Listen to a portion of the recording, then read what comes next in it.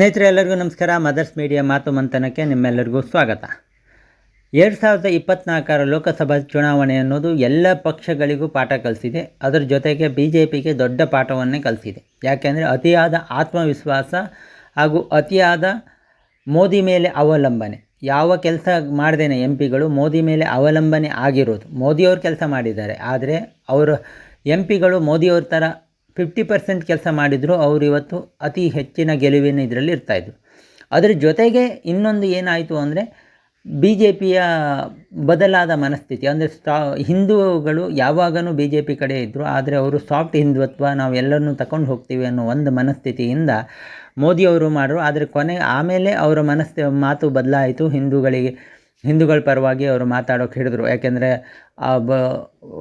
ಕಾಂಗ್ರೆಸ್ಸು ನಾನು ಮುಸ್ಲಿಂ ಮತದಾರರು ನಮ್ಮನ್ನು ಕೈ ಬಿಡೋದಿಲ್ಲ ಅನ್ನೋ ನಂಬಿಕೆ ಇತ್ತು. ಅವ್ರ ನಂಬಿಕೆನ ಹುಸಿ ಮಾಡಲಿಲ್ಲ ಈ ಎಲೆಕ್ಷನ್. ಆದರೆ BJP ಏನು ಮಾಡ್ತು, ಅವರ ನಂಬಿಕೆ ಹುಸಿ ಆಯಿತು. ನಮಗೆ ಮುಸ್ಲಿಂ ಮತಗಳು ಬರುತ್ತೆ ಅನ್ನೋ ನಂಬಿಕೆ ಇದೆಯಲ್ಲ, ನಾವು ಡೆವಲಪ್ಮೆಂಟ್ ಮಾಡಿದ್ದೀವಿ, ಬರುತ್ತೆ ಅನ್ನೋ ನಂಬಿಕೆ ಹುಸಿ ಆಯಿತು. ಅದು ಉತ್ತರ ಪ್ರದೇಶದಲ್ಲಿ ಅತಿ ಹೆಚ್ಚು ಏಟು ಬಿತ್ತು. ಯಾಕೆಂದರೆ ಅಲ್ಲಿ ಇವರು ಇದನ್ನು ಹಿಂದುತ್ವನ ದೊಡ್ಡದಾಗಿ ತರದೇನೆ ಬರೀ ರಾಮ ಮಂದಿರ ಕಟ್ಟಿದ್ದೀವಿ, ನಾವು ಇದು ಮಾಡಿದ್ದೀವಿ, ನಾವು ಗೆಲ್ತೀವಿ ಅನ್ನುವಂಥ ಅತಿಯಾದ ಆತ್ಮವಿಶ್ವಾಸ ಅನ್ನೋದು ಇವತ್ತು BJPಗೆ ಮುಳುವಾಗಿದೆ.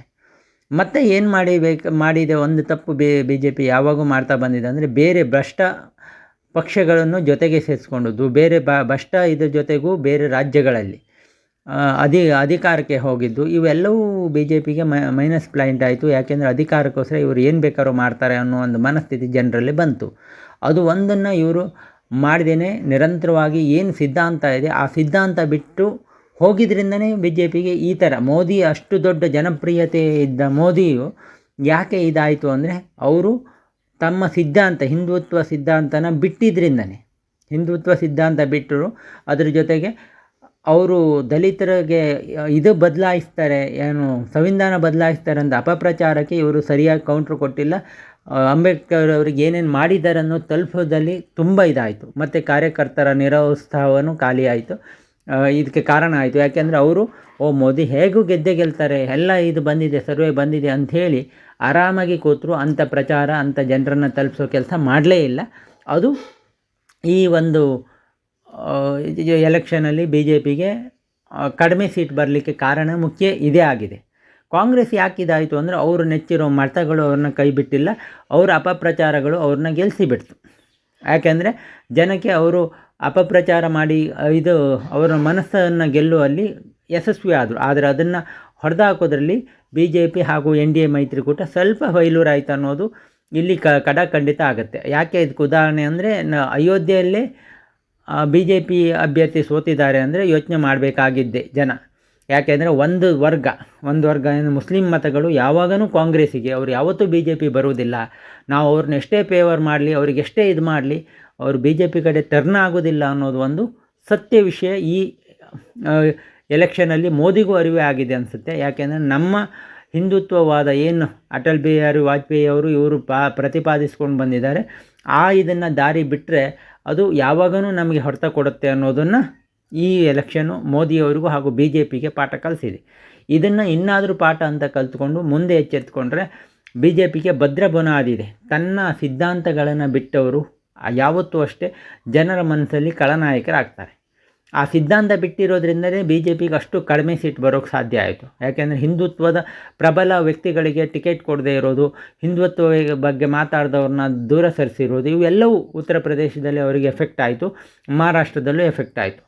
ಸಾಫ್ಟು ಹಿಂದುತ್ವ ಇರಬೇಕು, ಎಲ್ಲರನ್ನೂ ತಗೊಳ್ಬೇಕು, ಆದರೆ ಫಸ್ಟು ಗೆದ್ಕೊಂಡು ನಮ್ಮ ಸಿದ್ಧಾಂತದ ಮುಖಾಂತರ ಗೆದ್ಕೊಂಡು ಆಮೇಲೆ ಎಲ್ಲರನ್ನೂ ಒಂದೇ ರೀತಿ ತಗೊಂಡು ಆಡಳಿತ ಮಾಡೋದಿದೆಯಲ್ಲ, ಅದು BJPಗೆ ತುಂಬ ಸೂಕ್ತವಾದಂಥ ಇದಂತ ಹೇಳ್ಬೋದು. ಯಾಕೆಂದರೆ ಅದು ಗುಜರಾತಲ್ಲಾಗಿದೆ, ಅದೇ ರೀತಿ ಪ್ರತಿ ರಾಜ್ಯದಲ್ಲೂ ಆದರೆ ಅದು BJPಗೆ ಮುಂದೆ ದೊಡ್ಡ ಭವಿಷ್ಯ ಇದೆ. ಆದರೂ ಇವಾಗೇನಿಲ್ಲ, BJP ಅಧಿಕಾರಕ್ಕೆ ಬರುತ್ತೆ, NDA ಮೈತ್ರಿಕೂಟದಲ್ಲಿ ಅಧಿಕಾರ ಬರ್ಬೋದು. ಆದರೆ ನಿರ್ಧಾರಗಳು ತಗೊಳ್ಳುವಾಗ ತುಂಬ ಎಚ್ಚೆತ್ತುಕೊಂಡು ನಿರ್ಧಾರಗಳು ತಗೊಳ್ಬೇಕಾಗುತ್ತೆ. ಯಾಕೆಂದರೆ ಬೇರೆ ಎರಡು ಪಕ್ಷದ ಮೇಲೆ ತುಂಬ ಡಿಪೆಂಡ್ ಆಗಲೇಬೇಕಾಗಿದೆ.